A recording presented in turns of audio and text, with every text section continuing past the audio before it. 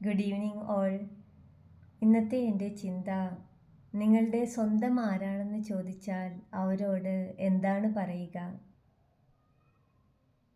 മറന്നുവോ പൂമകളെ, എല്ലാം മറക്കുവാൻ നീ പഠിച്ചു.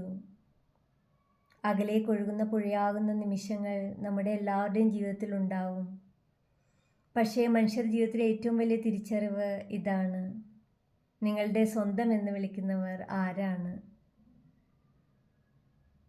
അവസ്ഥ നല്ലപ്പോൾ ചുറ്റുമുള്ള തിക്കും ശബ്ദവും ഹർഷത്തോടെ നമ്മോടൊപ്പം ഉണ്ടാകുന്ന നൂറുകണക്കിന് മുഖങ്ങളും എല്ലാം ഒരു ദിവസത്തെ തിക്കും തിരക്കും പോലെയാണ്.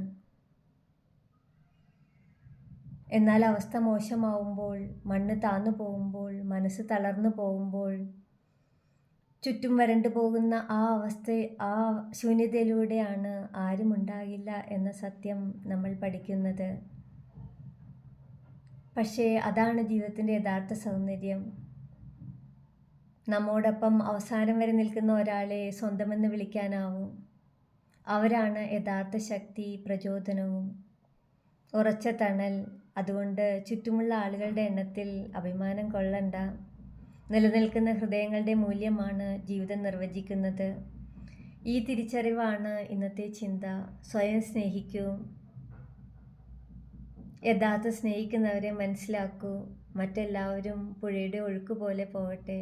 Thank you.